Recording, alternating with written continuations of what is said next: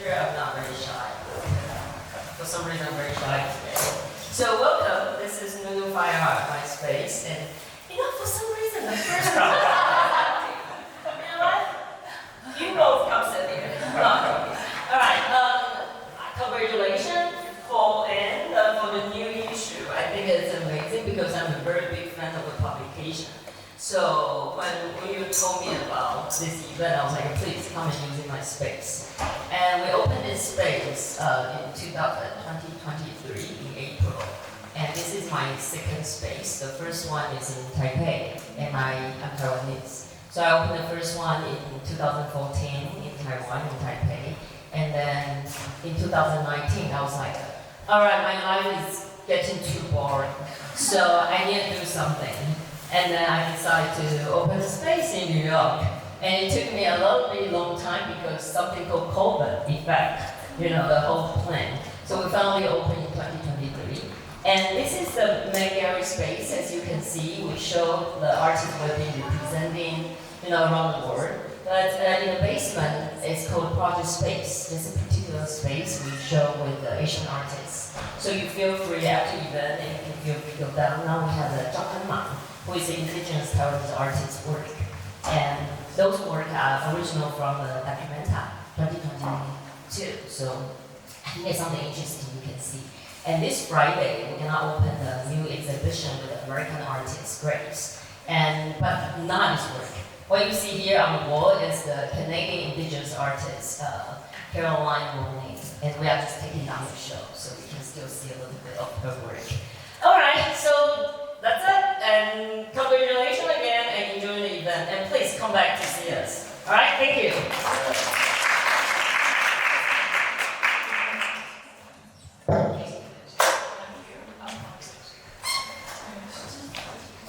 Hi everyone.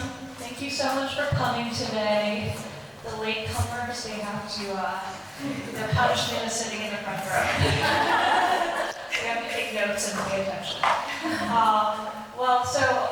I'm very thankful for Nunu for giving us the space for this very important dialogue that we're going to have today.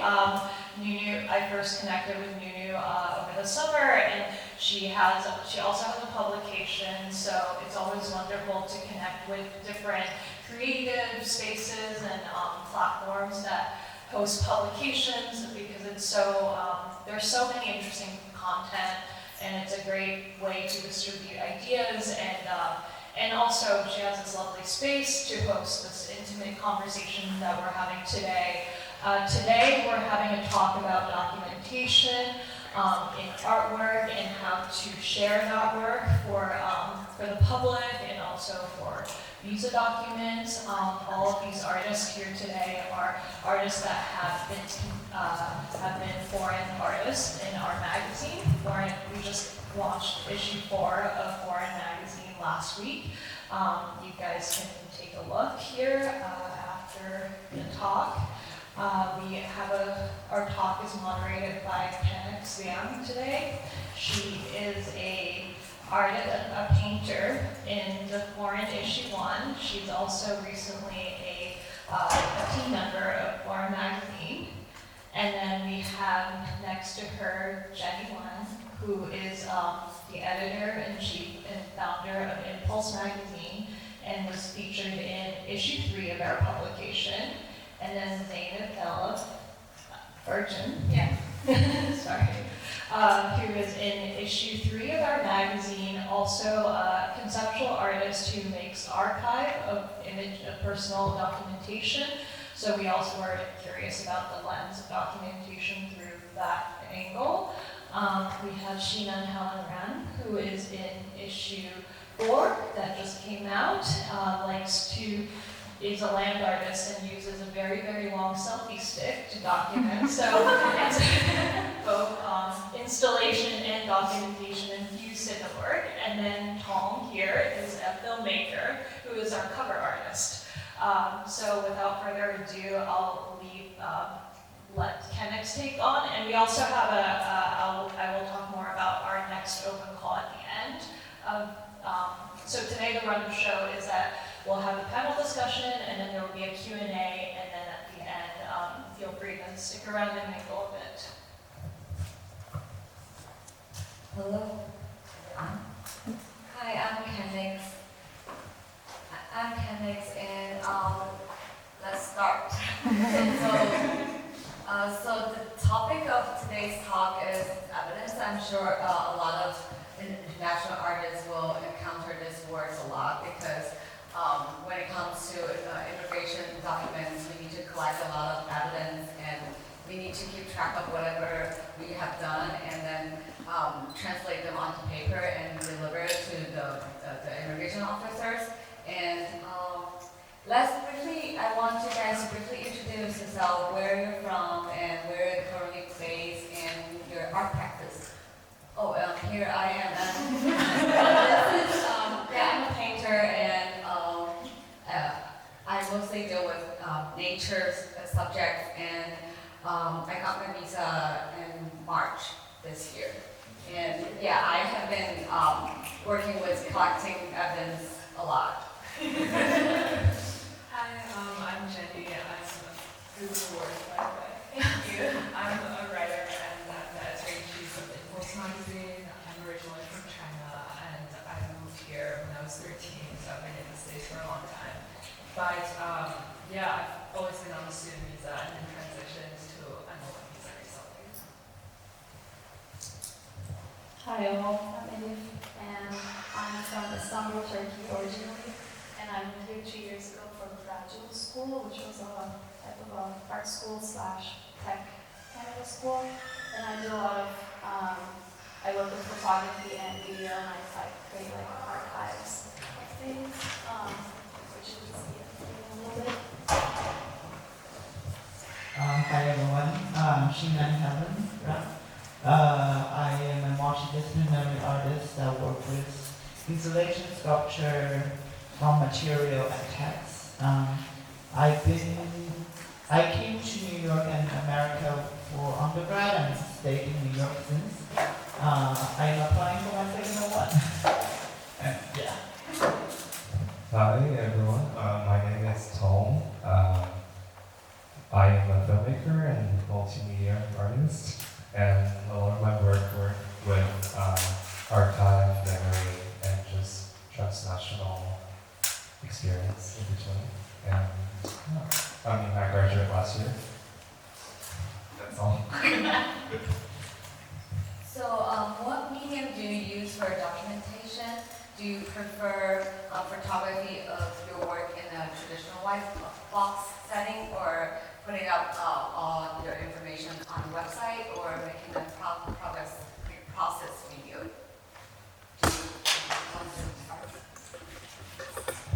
Yeah. So you mean like after you make? Yeah, after you make the work, how do you document the work? But I think in your case, like the work is, like the video itself is the documentation. Yeah, but just curious, like what do you mean by documentation and like what was like the creative process or like after you finish your work? I think both. Do you usually take records of the process? Yes. Okay. I love collect a lot of things. Like I have my friends here. When we moved out, I have full of everything, like receipt or everything on my fridge, so we have to take it out. And it was like a ritual for us, and we put it in a box. So a lot of my creative process are connected a lot with like collecting stuff, whether it's basically the film that I made 2 years ago when I was in Paris was like a lot of spontaneous things happened. So the poster was made by my Airbnb host, and then they later became an actor. The music composing thing is actually, I bumped into a girl in Walmart, and then we started to talk to each other throughout the afternoon, and then later I asked her, like, what do you do for life? And she's a musician. So I was like, we talked about love throughout the afternoon, so let's just make a music for my film. So it's like a lot of spontaneous things when I traveled around, and I think ultimately it became sort of the archive, the documentation of that time, and that is kind of like my practice, which is really spontaneous and random.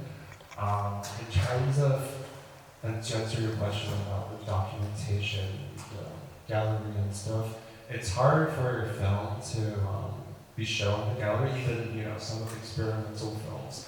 I'm still navigating myself, but mostly it's I apply for screenings, and also after the screenings they're called, I tend to put it online. So it's currently on Now Miss Asia. So it's a platform that I can just send my friends a link, and they can go there and watch my film. And also, plus they have like an interview session, so there will be like a lot of in-depth conversation about the film. So that's what I usually do. So from film screening plus online streaming, so people can watch it.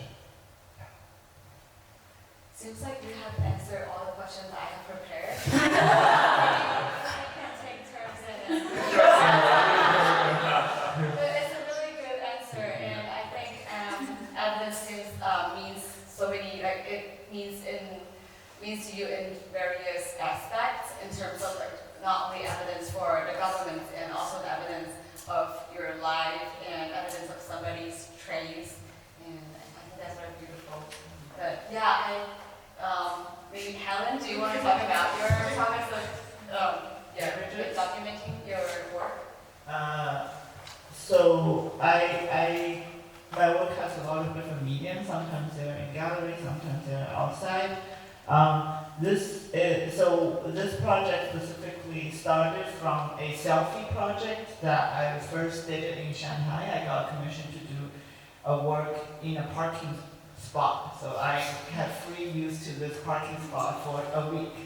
And I decided to use different color soil and text stencils so you can create text on the ground. And then at that time I had a drone friend that took drone images, and we met on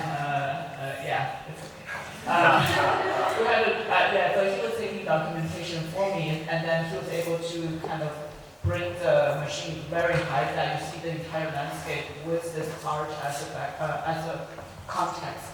And when I was bringing that project to New York, I realized New York City's drone law is so crazy and difficult. So a week before I leaving for here, I was thinking there must be a longer selfie stick that I can get to that height. So I first bought a 5-meter, which is 16 feet long selfie stick that telescope all the way, but it's down to about a feet long.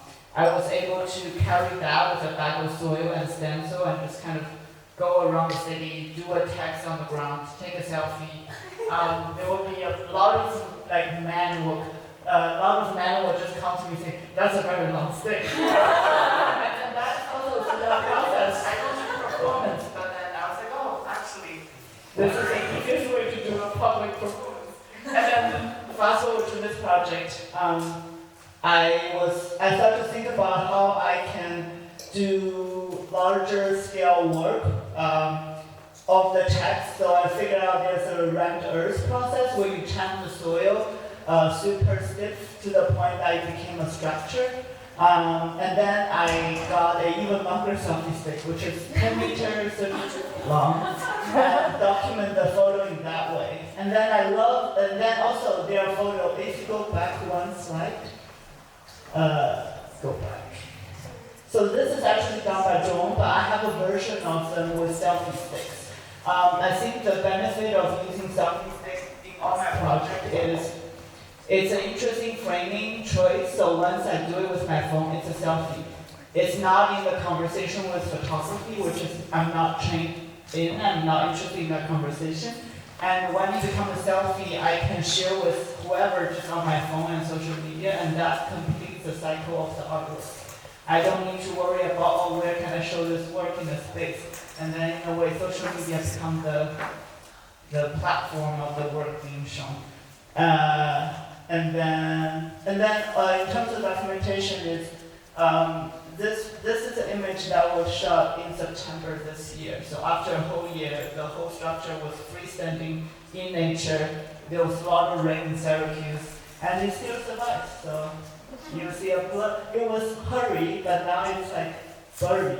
Yeah. So That's the documentation for this project. I'm very curious where you got those. First of all, I didn't know that you could design very long stuff. Well, I think my work is the process of documentation itself because I do a lot of slow looking, which is an immersive way of observing things that's around you. And during grad school, we were encouraged to share what we did like weekly. So I do a lot of process documentation, and it doesn't have to like look good or nice at all. So I have a lot of like videos and photos during the steps, and I try to take like photos of if I'm using the technology, I try to like lay everything down and see what are the things that I use, and I do like laser cutting, and that kind of helps me remember like what were the steps to making something, because you maybe at the end like you hold it, but there's like at least 60 steps, failures and success, and I try to remember those. And then pretty similar to Helen, where I use social media, so I do have a social public Instagram account where I do share a lot of like process, and I try to be very transparent about like the technology I use, and if I learn something that like a technology trick that would help anyone else, I try to write it down in the description. So my documentation style is like lots of photos and descriptive text with it, so that it makes more sense for people. And I do share like versions of things, so it might start with like an idea, but then because I start sharing, and I get like comments, or like I talk to my friends, and like they think of something else, and that kind of moves me into like another thing that I should maybe explore. So I barely interact with like the audience or with people, so it's just like photos of like me taking photos and then looking how people like react to it. So like at first it's just like a one-way dynamic, but then it becomes like a two-way dynamic. Then I change how I like perceive the thing that I'm making. So it's just social media posts, and I do try to like print stuff a lot. And as you can see, it's like pretty lo-fi. I just take videos on the floor on a white sheet of paper. And I like take photos of things that I found on the floor, and I think like most people think that is trash. So I try to recontextualize it by like bringing that trash photography like within the trash itself, and try to understand what that feels like. Yeah, so my documentation is mostly screenshots, to be honest. I guess writing and editing is a bit of a different practice than most arts making. I even thought about like taking a photo of me in front of my computer. I was like, that's a silly idea. What my lawyer suggested was if I were to be writing notes by on a piece of paper, writing an outline, I can take a photo of that and then upload that along with the article's screenshots. But I just, outlining is not really part of my practice, unfortunately. I feel like it doesn't really help me when it comes to writing. So I just ended up screenshotting a lot of like version history track edits on my Google Docs. And then my lawyer also suggested that I go to like my emails with my editors when I was freelancing. And there would be confirmation emails being like, I have you down for covering so-and-so show. And then that was also a pretty compelling piece of evidence. And you can also take screenshots of like WhatsApp messages, Instagram DMs, texts, whatever is like helpful. And also, something I learned as I was applying for my O1 is that you have to like document from start to finish. So that means like if I'm interviewing an artist, and as I'm scheduling the interview, I can like take screenshots of the back and forth. And I could also get someone to like take a photo of the studio visit if I were to be doing the interview in person, or if it's a Zoom call, you can like take a screenshot of the Zoom call. Just getting like really creative with a medium that's not very documentable. But for the most part, my work has always been published online. Lots of my work takes place on a laptop, so screenshots are the way to go. so interesting to see how the idea of documentation is so integrated in your practice from what you have said. It's not like the documentation is not only kept for the, as an evidence for the government, but also as for yourself, for your like for the process of you making art. It creates like traces and also inspiration for yourself. So the next question would be, how do you approach sharing your documentation? Do you tailor like the material to different audiences? Because I'm sure. So for as in your case, like all the screenshots, you like collected them and give them to the governments. And also there's so many like guessing. And on my side, I've been thinking about what the officers are looking for and what like are they looking for me doing something, or I don't know, because like the trash photographs, are you been compiling? Are you showing them? Are you know like, you need to tailor what the material and show them to the government officers, right? And also, especially also to galleries and what you want to show them during studio visit, and yeah, it's a pretty broad question. I could go since I do my I definitely make like I don't share everything, but I try to share like things that would make sense for other people. And since it's like a public account, like I could do whatever I want, but obviously I can't. It first started off as like a more, me sharing stuff with my friends, but then like I got more and more followers, let's say. So I try to like detail it, and then I still write like the descriptive text as if I'm talking to a friend, so it doesn't feel like a whole text type of like a rigid language, and I don't like that contemporary art language as much because it feels very like distinct. So I try to like talk to a friend in the writing of what I'm doing, but it's still like more professional, where I explain like the medium and like all the information that you would need to apply to like an article, like a open call or like a talk like this. So I would need all those information where I could show maybe the officers or in my application in the future, where like they could see what I've done. So I think it's also important to like show or tell like what's the thing you've done, not like the end product, so the process of it. I can say more about who to show, especially related to like grant writing or applications, especially so submittable. One thing I've learned is like your image is so much more important than the description that you submit. In the back, for work, I sometimes get to see people's application, and it's interesting that the back portal, when you are a jury and you look at the images, you don't see the text, you only see images. So if you do not have an eye-catching, like first 3 or 4 images, people can lose interest very quickly. So I think it's always interesting. For me, I always strategize to have my first 3 to 5 images to be the most kind of eye-catching thing. It might not be the most meaningful word in that way, but in a way that you really want to just catch attention. And before, I would spend a lot of time trying to finalize a description, how big it is, and then adding additional text. But now I realize, if I don't have time, I don't have to waste time on that. I should focus more time on making powerful images. And that is so much more powerful than language in that way. Just visually, it has a bigger impact for the people. So, yeah, I've been telling people to use money shots for your, for your applications.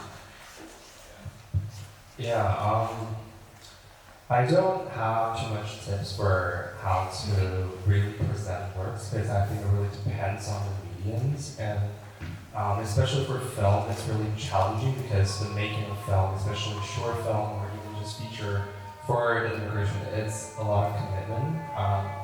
You have to get the money for the grant, and you have to make another film. It takes years and years. So my strategy was not so much on how to really promote myself.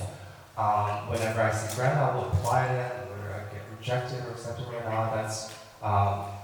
That's what it is. And so my priority is actually to make my film and find my community in the world. I mean, it's funny that I actually printed out my film's merch on my carry-on. So when I was traveling to Australia, on a layover in Hainan, this like island in China, I bumped into two Australian friends, not just two strangers outside the airport, and we got to talk with each other, and they're like, oh, I'm a sculpture artist, I'm a filmmaker, so I was like, oh, you know what, I'm gonna open my carry-on, here are my two shirts, here we go.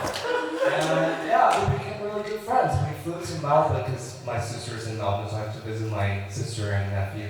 And then they showed me around. So I was really in that film community as well. So actually that idea came last year when the film was first premiered in Berlin. It was like a Taiwanese festival. And we printed out, I went to Uniqlo 3 hours before the screening, and I printed out like 20 shirts. And then I just give it to people, because my film is called, it's a weird name, it's called Absolutely No Sexual Favors, Je pense à toi, which is, I think, in French. So people will share their stories. And then, I started to hang out with the local filmmakers one by one, really just because we have genuine connection, not to like ask for this and that, but it was all like really meaningful. And then people, I think this is how I start to make my networks. And yeah, I think for film it's really challenging, so most of the time I'll put my priority to how to make my film, because I also consulted my lawyer like last year, and it was like, I was like, no, I'm not going to do this anymore. It's like a lot of, I have to give a lot of my energy in terms of how to brand myself, and sometimes it's like a little bit conflicting, because a lot of the time I have to stay, I need to have a long time to make a documentation, make for myself, but not. So I think it's like a long time thing especially for a film. And yeah, I'm not doing commercials right now, so it's, yeah. So I guess for me, the presentation of my edits, I think of it as a two-part process, where the screenshots and the emails and whatever are really to prove that I did the work that I did, like this is my work, not someone else's. Whereas there's also like the reception part of it, which is like seeing your work through other people's eyes. So I think for me, a big part of that is like social media, because a lot of galleries or artists, after you've written about them, they're like posting about the article, and you want to like screenshot the whole thing. And if they're like really, flattering comments, they're like, oh, this is such a nice article. Like you can also use that as part of the package. I don't really know how much it costs, but I think it's like good, right? I guess. And then there's also the obviously photos if you're on jury for an art prize or if you're giving a public talk. But I think something that's been a very big part of the joy of my practice, as well as I think very helpful for the documentation, is like when people respond to your work, say like, if you wrote about an artist and they got back to you and they're like, oh, actually, I've never thought of my art through this lens. Like that can be something that's very validating for your case. Or, if a gallery like followed up by inviting you to dinner or whatever, like you can use that as like industry invite in your package. So yeah, so I think one is like, I think there are two parts. And the next question is, I think you guys sort of all like touched on that a little bit, but we can elaborate on that a little bit more. What's the relationship between documentation and your actual work? I think in Helen's case, so most people don't have access to your work like physically, so the documentation seems very important. And do you think that like photography becomes the work in some sense? And maybe for Tong also, like photo skills, when you're applying for a grant, when you attach it a little bit, like you can, like, do you think the essence of your film comes through the photograph, or yeah, but, yeah, maybe something else. project. When I was planning for the project, I have to decide how big the letter are so I can make the mode. And the reason for the mode to be 7 feet tall, 7 feet long, is because I went to the Google map on their Google Earth map, and then I'm zooming all the way and see how detailed Google Earth can get the image. So I end up finding a white car on that on the image. I was like, oh, that's something. If a letter is that big, I should be able to see it on Google Earth. So my entire scale of the work was based on if Google Earth take a photo, I can see. And so I was also in that project very interested in different scale of viewing. So when you are super close to it, you will see the round Earth texture that's like dense. There's moss growing on them. And then if you take a photo with a selfie stick, that's a higher scale. And then if you do a drone, it's an even bigger scale. And then up to Google Earth, it's an even bigger scale. So thinking about that kind of telescoping, elevating levels of viewing was interesting. And so that became a part of the project itself.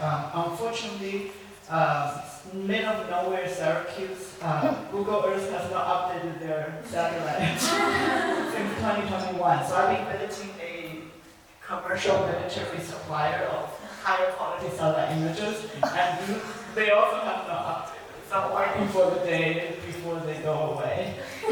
So that's about this one. Yeah. For my stuff, it's really complicated, but I'm trying to, so for example, I was just talking about the shirt thing, which is another thing that you can promote your work, just more like in-person thing. And I think, yeah, it's really hard to just use an image to try to explain everything. I mean, even when we're applying for grants, then we have to put all of the, I sort of feel like I always have to say I'm lost or Asian gay, whatever, or diaspora, This is like, I think I just got to play around with these ideas, but ultimately have to be really genuine to myself. But for my work, a lot of the times it's very interdisciplinary, so I'm really glad that this time we can use books, because I'm really interested in zine making as well. My friends were all, that's why also I was in Berlin last year, so I saw Willio's stuff. Also, I think, and also I'm really interested in music as well, like the scoring part, so I actually on my social media, I made a special page for all of my composers, and sort of try to explain what's the story behind it, like how do we make this, and to me, I ultimately found a platform called Nowness that they were so willing to delve into my stories. So they asked me 10 questions, and it's like when I replied, it sort of like reminds me of writing a college essay. I replied for 10 pages, and she got really intense. But that's their job to distill everything, and that's a good exposure because once they publish on a platform that is on social media, then people can have access to it. And that I try to introduce different areas such as music, the creative process, and sort of the very part of the in-between kind of part of my identity that I get to share, not through a very flattened kind of image. So I do try to reach out to platforms that can promote my work on the social media. And before my Instagram account is private, and I hate to turn it to public, but now it's public. So this is something that I will do to promote my work and have people to reach out to me after the post was out. So it worked. Well, my documentation style is what I call obsessive, repetitive observation. And one image just doesn't make sense, so I need a series type of thing where lots of these images exist in my phone, photos. Let's say I have lots of albums where I pick a subject and I just obsessively start taking photos of those. And then once I share it as a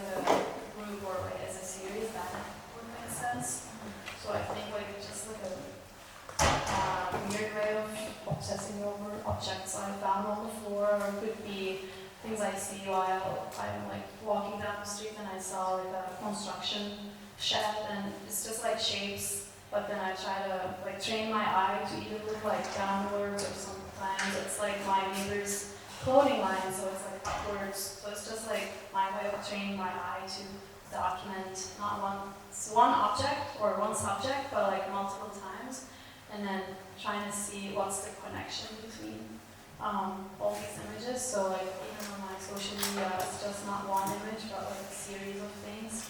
So I do a lot of like versions of like version 1, and then maybe version 2 I'm focusing on something else, and sometimes I just add more writing to it, or like my notes even. So I do share like maybe the first image could be like the most powerful one, but then once you like start scrolling, like you get to see all the dirty ones that doesn't look as nice, but makes more sense once you cut everything. Well, I feel like for writing and editing, the process is kind of what you want to shed from the end result. So I always get really embarrassed looking at my manuscripts and I'm like, I hope no one ever sees this. So unfortunately, I don't really enjoy the process of documenting.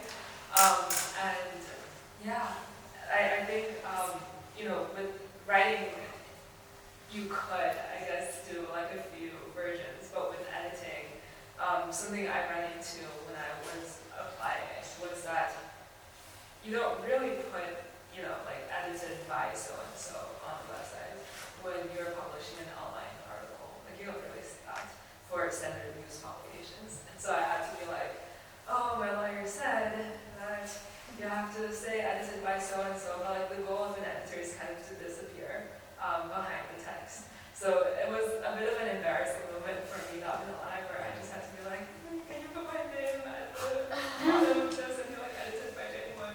So yeah, I don't enjoy the process. Yeah, I can imagine the case might be a little bit different in your career, because most of the time, like the end product would be the documentation of your work, but actually there's so much work behind it.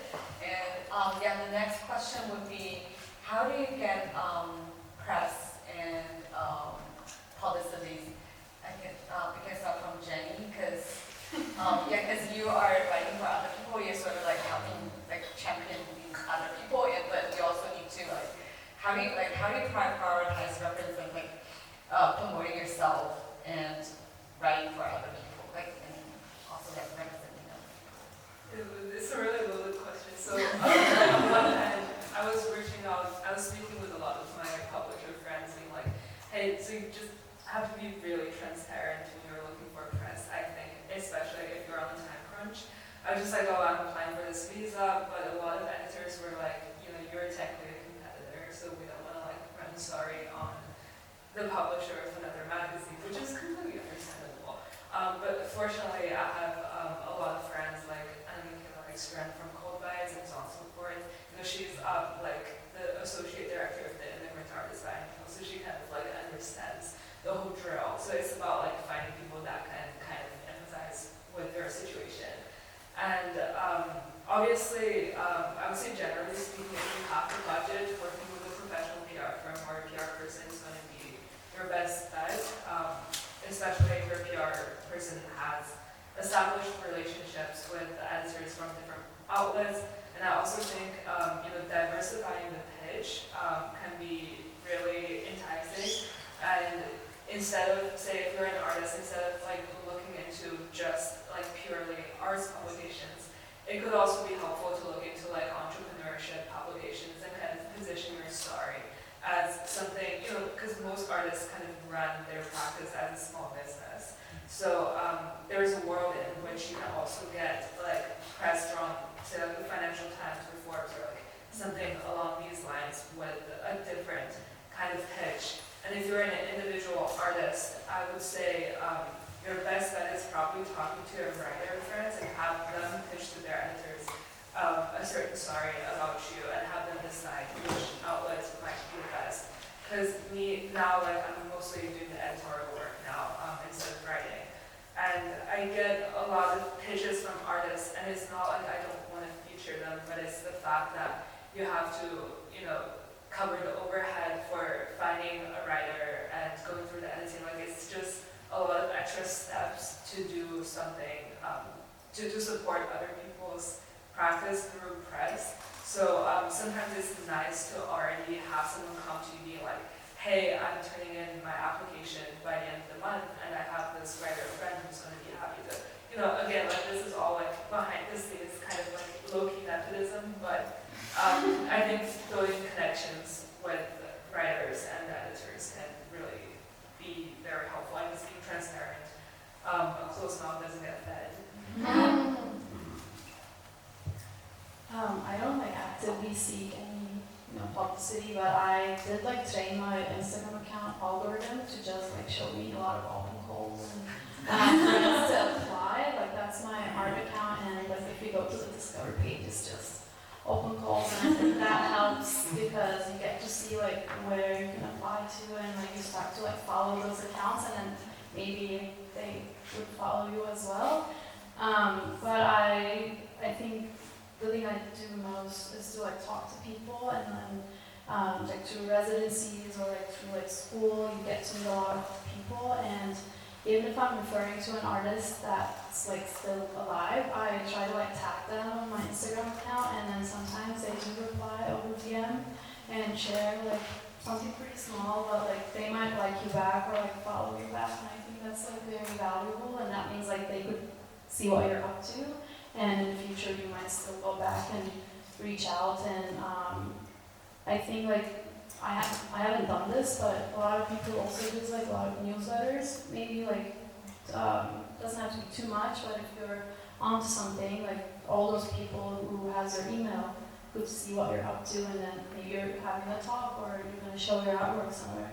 So just like sending emails to these people and just like casually be like, hey, you want to come to this talk, or this is my work, could be helpful. I have so many different like desperate attempts every time I have a show, and then realizing, oh, I'm too late again. So what I'm learning to do is, one thing I started to do is, it was the most stupid thing, but I'm still doing it. But I think for the long term it will be interesting. So I went to Broome Rail, and they have a contributor list. I download the entire list as a CSV, and then I will like basically research people one by one. There are a lot of dead people. And Broome Rail has a lot of like novel writer that someone like would not be helpful. So there's like a lot of going through that list and then cold email every single one. It's very low success rate. And most of them don't work. But through that process, what I learned is like, it's really like the art world is so tiny, it's an ecosystem. It's like artist, contributor to writer, contributor to artist. So it's really about like forming friendship and knowing each other through just being friends with each other, and then helping each other kind of not in a, if you have time, like if you just don't do it like 2 months before your show. And then in that way, that is a foundation that how like you can kind of establish a connection in the long run. Short run is all luck. But I think that's been interesting. The second thing I learned from my lawyer is sometimes we might not want, like sometimes a general press is more powerful than the art press. So like a mention in the Financial Times or like Huffington Post is more powerful than like a super good review in Hyperallergy, because lawyer really just, the officer really sees circulation. They don't really check the quality of the art. I think that's the most like bizarre and sad point about art press. But that's also something I think gives you freedom. When you reach out, you're not just limited to art people, but you are really reaching out to a general public, and you kind of talk about your art in a more general sense. That's what I learned. So far has no success, but I think it's the right way to keep going. Yeah, I pretty much agree with what everyone said, and especially I connect with Zeynep the most because I'm also starting, like I didn't actively looking for press, but I do a lot of open calls and film festivals, especially for film. it's like you submit 20 and you probably got one back, like you got accepted to the festival. So it's a long-term game. And it never hurt to, whenever you got accepted to a festival, it never hurt to just ask and be like, hey, do you guys have any press, or just go to any social mixer that they provided. A lot of the times film festival will have, for example, if I'm in a short film category, the benefit of it is to hang out with a lot of filmmakers around the world, and then that's potentially another network, then if I was in Berlin, then I can sort of know what are some options like residency in Berlin, and maybe they have transnational connections, people who have two worlds together, so it's always good to ask, right, in the film festival setting. And also just submit open calls. I was rejected by this open call. They didn't select my films to screen, but they did mention my film during their article. And I did reach out to the person, the main curator, and then he was so kind enough to respond to me and offer me two connections.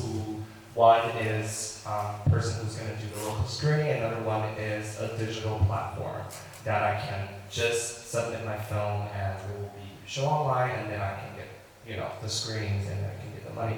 But anyways, because of this connection, then all of the people that he referred were responding really quickly. It's like in 2 days. So I think it never hurt to ask for more and just be friendly. Yeah, just share your vulnerabilities. Because when my film was actually selected by Galvin, I know their headquarters is in Hong Kong. So I just responded, I'm like, I will be in Hong Kong next week, because it was also a trip. So I was like, okay, I'll be in Hong Kong, let's meet. So I met with the digital editor, and apparently we graduated from the same school. And then, yeah, I just shared my vulnerabilities. I was like, visa is hard, this is hard. And she was like, you know what, we do offer, we do write letters for artists. So, but, if I didn't ask or we didn't meet, then, I didn't know that. So knowing that they will be able to support my film regardless, it's just reassuring. So I think just go out and talk to people who are connected to you. It's really important. These are all very good answers, and I really appreciate your sincere and genuine responses. These are beautiful. And the last question would be more focusing on the visa application. So have you guys received an RFE before? Do you mind raising your hand? Or am I the only one? No, you want one? Oh, okay. Oh, but I can share my story first. So I applied for O1 visa in July 2024, and the lawyer I worked with initially was recommended by a friend of mine who successfully obtained an O1. So I trusted her very much, and I trusted her. She must know more about the evidence we need than I do. And she submitted the petition without sending me the final draft, and I ended up getting a 13-page RFE, basically attacking all the category of the arguments. And I went over the RFE and the petition file, and I just realized my materials were not made full use, and there were even some factual mistakes. So I ended up withdrawing this application and started another one with another lawyer, which cost me another tons of money. And I eventually got my visa without an RFE for my second petition. But coming back to the theme evidence, I just feel like the result of the visa application really depends on how you use your evidence. Like, even though whatever evidence, it really depends on the argument and how you use them, and also you not only collect evidence of what you have done, but also you need to collect evidence of what the organization or venues you're working with have done, and basically you need to argue, demonstrate excellence of anything around you, not only about you. Yeah, Jenny, do you want to share your experience? Yeah, so I applied this year, and I mean, I wasn't really surprised when I got the RFE because even before I applied, my lawyer was like, yeah, every single one of my Chinese clients has been getting RFEs, no matter how strong case is. So I think like I've been fortunate enough in the sense that I've worked with enough immigrant artists and heard about their stories to know that like an RFE isn't the end of the world. I think like last time I checked, it has like a 70% approval rate after you respond to the RFE. So I think part of it is just like, you know, finding a really competent lawyer and trusting your lawyer and like getting everything turned in on time. But it can also be just, you know, there's like another hypothesis about people getting a lot of RFEs again, because it's not legal advice. But some people are saying like if you put in the expedited like premium processing option and if they can't finish reviewing every single one of the applicants, they're just gonna like give you the RFE so that they so that they buy more time. So just point is to say like a lot of this is very arbitrary, and if you get an RFE, there's no point in freaking out. It's not personal. Just respond to it, and it's probably doesn't work out. Yeah, I guess I was too, like, I was very incompetent because the RFE was too long and I don't have confidence of, like, convincing them anymore, so I started a new one. But, yeah, do you think you have learned something from the experience? Yeah, I was kind of gonna withdraw my case as well, because mine was also, I think mine was like 9 pages or something like that, but it was really nasty. So I was kind of like, oh, why bother?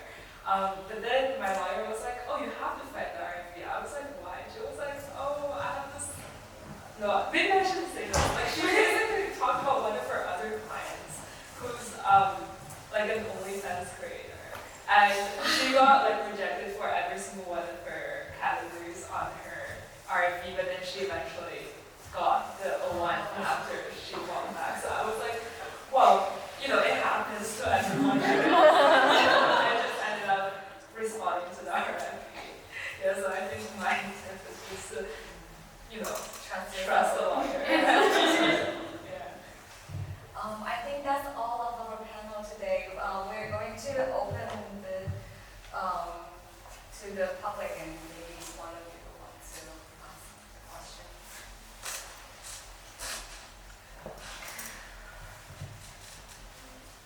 Oh, Kenix. I think it's swap now. Hi.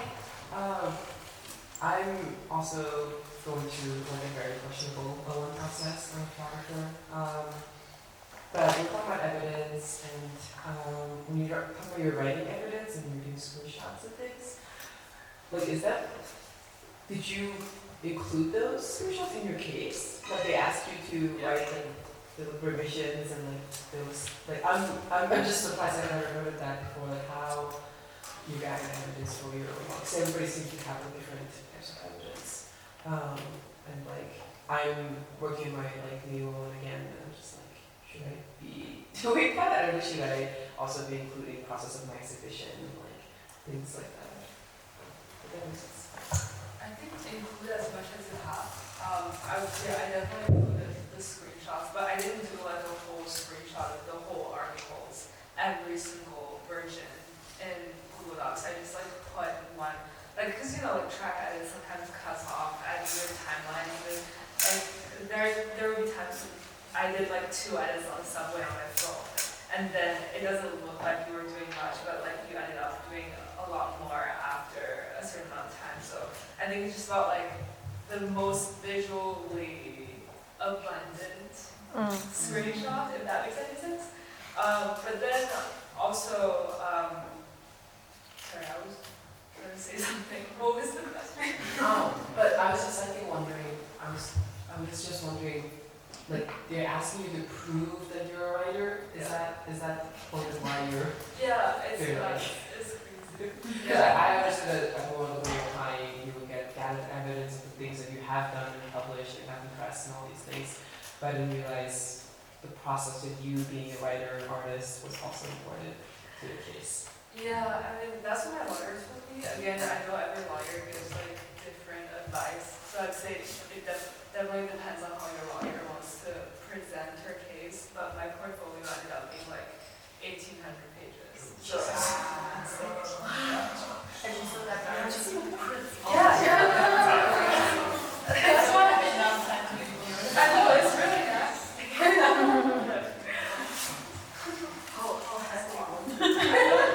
I couldn't download the PDF on my computer because it was too big. So I had to like download it at 50-page intervals. So I broke down my entire like mega Google Doc into a bunch of 50-page PDFs and combined them. It was great, not fun. Anymore.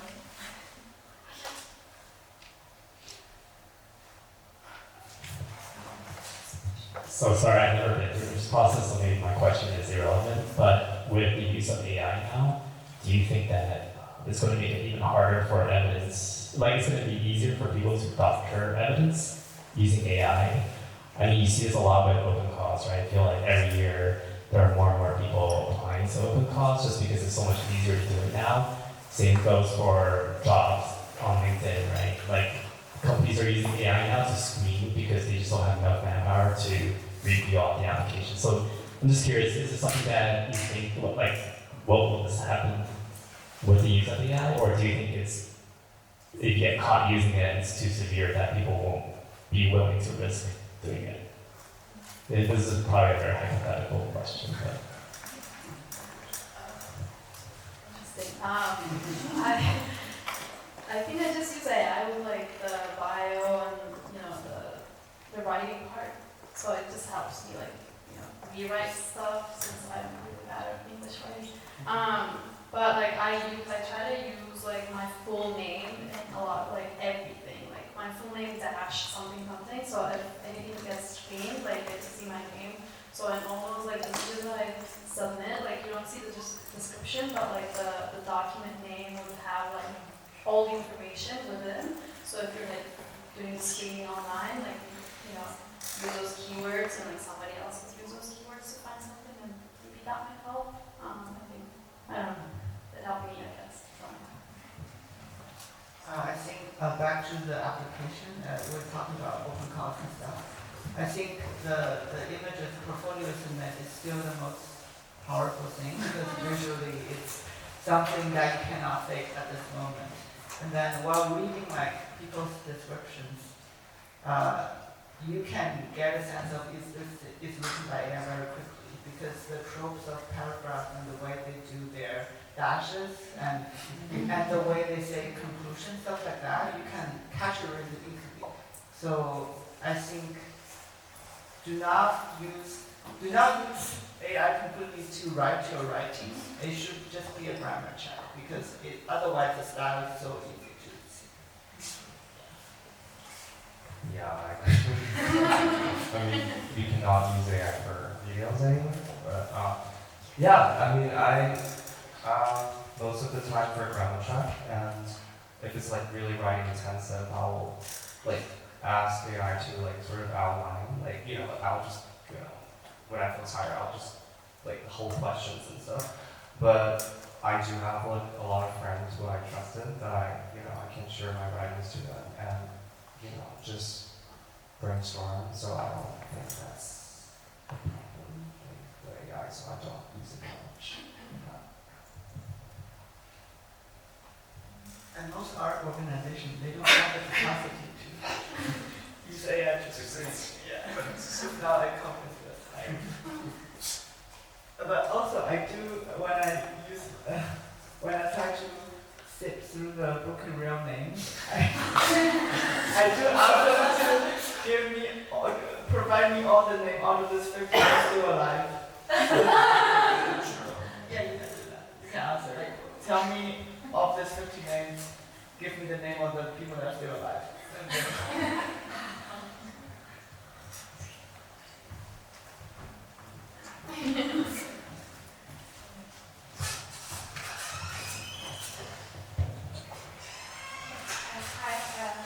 I recently went through this process myself, so I was just like wondering, like for me, I wasn't motivated at all to going through this, and I think it took me a lot to actually decide on trying to do this. And I think the only motivation was like at the very end that I was out of time, so I had to do this or not do this at all. So I was just wondering, maybe I wanted to ask you, what made you motivated, or could you start doing applying or gathering evidence beforehand, or was it like a very last minute thing for you too as well? I think the idea was definitely start as early as possible, but I definitely did mine super last minute. So I spent the entire month of April just screenshotting in front of my computer, and I was not motivated either. So I was like, I'm so done with this. Put on a good show in the background and just kind of put it out.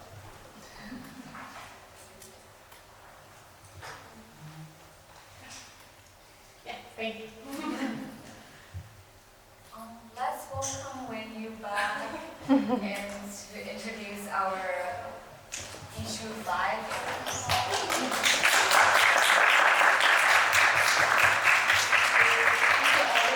For being so generous with their creative process and their very vulnerable music process. For us, as 4N, we're a community that we want to support one another, support the international creative community, and it's really important that all of you here, I'm very grateful that you're all here today because community is important, and this kind of event really spreads the awareness about what immigrants are going through today. And so I hope that you'll spend more time after this getting to know each other, and maybe you can help each other too. And so we just released issue 4, and we're already talking about issue 5. So I know we're doing a lot at 4Ed, but we want to try to promote more interesting creatives coming up. And for issue 5, which launches in the spring next year, we are introducing a theme for the first time. For each issue previously, we have about 10 to 14 artists, and so in the next one, we are having a theme around the concept of alias, and we feel like creatives wear many, many hats, and so I think a lot of people can have a way of interpreting the concept of alias that they within their work to share to our open call. And as you guys mentioned earlier, it's important to submit to open calls, so we're introducing you that we have an open call. Feel free to submit to us, or if you are somebody working as an international creative, or if you know somebody who is applying for an artist visa who is looking to share their work, you can see that we have built this community and tried to support one another. So we would love to include more people. And so yeah, we have these flyers here. You can look at more information about it. And feel free to look through our magazine. We also just received our Year of the Horse Red Pocket envelope. So if you are in the market for new red pocket envelopes, please check them out. And yeah, if you have any other questions or want to just chat for a bit, yeah, hang around. There's also some beverages that you can drink. So thank you so much for coming today. Oh, and Sarah. Yeah, thank you so much for coming to this event today. I'm Sarah, I'm from the gallery, and yeah, please feel free to use the space, socialize with one another. And then also I just wanted to encourage you guys to go check the exhibition downstairs. We have something called Project Space downstairs where we spotlight experimental voices from Asia and the Asian diaspora. So now we have an exhibition for a Taiwanese indigenous artist named Annette An-Jen Liu, and she spotlights the motif of the great African snail